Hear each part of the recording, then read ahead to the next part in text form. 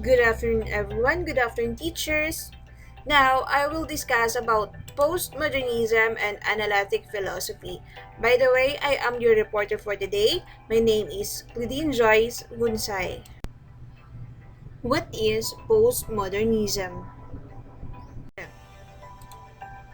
It is a general and wide-ranging term which is applied to literature, art, philosophy, architecture, fiction, and cultural and literary criticism, among others. It is a reaction to the assumed certainty of scientific or objective efforts to explain reality. So what is posts in postmodernism? It denies the existence of any ultimate principles and it lacks the optimism of there being a scientific, philosophical, or religious truth which will explain everything for everybody.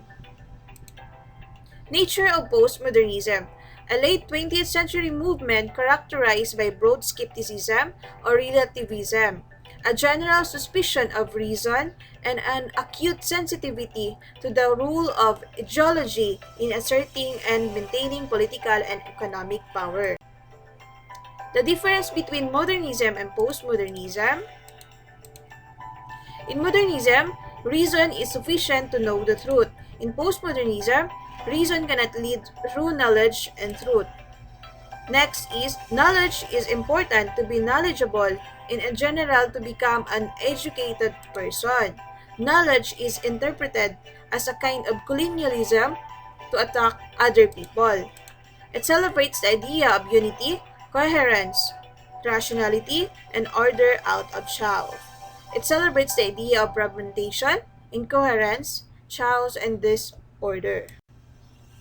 So now, bakit tinatawag na postmodernism? Kasi the same method developed after the period of modernism or modernity. Ito yung period of scientific revolution. So during the age of modernity, na tinatawag, ano yung ba yung naging dominant way or basis for proving whether a thing is true or not? So ang naging dominant dito ay science. So what is scientific is true and what can be seen are true. Kaya nauso yung line dito na to see is to believe. At sinasabi rin ng science na to be true, dapat nakikita mo, 'di ba? You can sense it. So how to determine the truth? Sinasabi nila na kung kaya mong ipaliwanag, you can reason out, therefore most likely the thing is true. Now, ano naman ang disagreement dito ng mga postmodernist against modernity? Sabi ng mga postmodernist, hindi lahat ng scientific, hindi lahat ng nakikita, hindi lahat ng logical ay totoo. Sabi nila, there are things that are not being factored in by science. For example, emotions, the beliefs. Sabi nila mga postmodernist, bukod sa nakikita, importanteng basis ng truth ay yung tinatawag na nararamdaman. So according to Thomas Fuller, seeing is believing, but feeling is the truth. Minsan, mas totoo pa yung nararamdaman ng mga tao kesa sa kayang ipaliwanag ng science. Agree ba kayo? For example, mahal mo ba o hindi? So dito, hindi rason ang magpapatunay kung bakit mahal mo yung isang tao, kundi kung ano yung nararamdaman mo mismo sa sarili mo. Another example is concept about God, yung paniniwala mo sa Diyos. So dito naman, hindi science ang magsasabi doon sa mga individual na totoo yung totoong Diyos natin, si Allah, no? Kundi yung paniniwala mismo ng ating sarili o paniniwala mismo ng isang tao. So, dito sinasabi ng mga postmodernist, hindi pa laging science ang batayan ng truth. So, according to them, not all things can be quantified. For example, dignity. Can you measure dignity? So you cannot measure that. Pride, can you measure that? Happiness, sadness. So you cannot measure that. Critical theory and postmodernism. Critical theories are called critical theories because they criticize the classic theories of realism, liberalism, and Marxism. Classical theories generalize the behavior of the state. Realism believes that states are always in a state of war and states can never be friends. Liberalism believes that states always tend to cooperate, while Marxism believes that states wants to maximize economic interest and try to explore others for own benefit. So critical theories claim that it is not always the same. They insist that the nature of state can become different depending on whom with dealing with. Postmodernism criticizes the classical theories. They insist that groups like women have been ignored by classical theory. Postmodernist believes that states are nothing but social constructs. They considers that borders are not real but there are restrictions. National interest is a myth. Norms, tradition, customs, language should be considered as instruments of power. There are two core concepts of critical theory.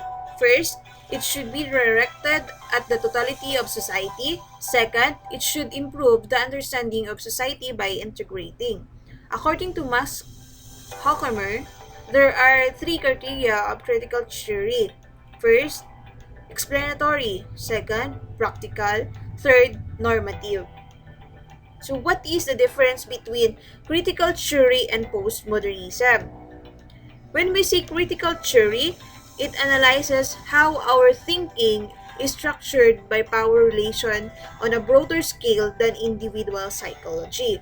While postmodernism, it has to do with rejecting the history received by structuring of our thoughts as a way to try to escape and extinguish power relations, almost like bringing history to an end and entering a cynical but utopian frame of mind. What is analytic philosophy? It is a rejection of traditional philosophy which is too speculative, idealistic, and abstract as exemplified by the common early metaphysical question. What is the nature of being? What is real? Mind or matter? Analytic philosophy in an Anglo-American tradition is primarily a problem-solving activity. It also called linguistic philosophy or analytical philosophy, a loosely related set of approaches to philosophical problems and emphasizes the study of language and the logical analysis concept. Nature of analytic philosophy. It emphasizes the logical analysis of concepts and the study of language in which they are expressed. Now, in analytic, ano naman sinasabi ng mga advocates ng mga analytic? Bago mo daw pag-usapan yung mga emotion, yung mga reason, science, ano daw ba yung very basic na dapat alam natin kung gusto natin matuklasan kung ano yung totoo? So, una-una, dapat alam natin yung language. Kasi, without deep knowledge of language, wala tayong maiintindihan. Right? So, wala tayong makukuhang information kung ano iba yung totoo. Halimbawa, no, Tagalog ka. Tapos yung nag-uusap yung mga Bisaya o Cebuano. Tapos ikaw, as in, wala ka talagang naiintindihan kahit isang Bisaya na words. So, ibig sabihin, wala kang maiintindihan doon sa mga sinasabi nila. So, you can never ascertain kung ano yung truth sa sinasabi nila. Sabi nila, beyond logic, beyond reason, the more basic that we need to know is to understand the language. Next is the proponents of analytic philosophy. First is George Edward Moore.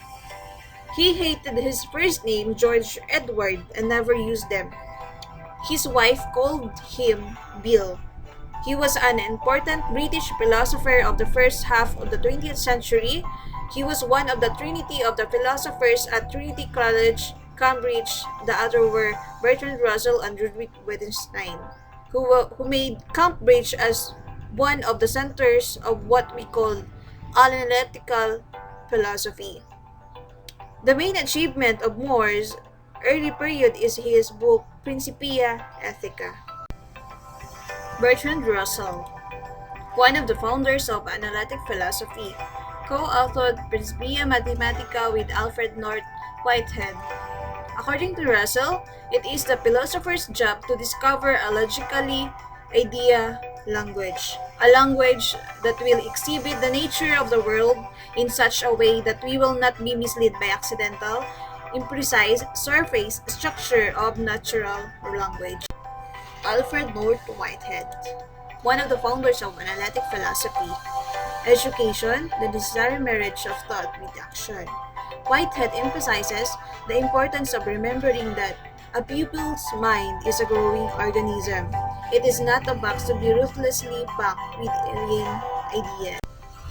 Ludwig Wittgenstein, major influence on analytic philosophy.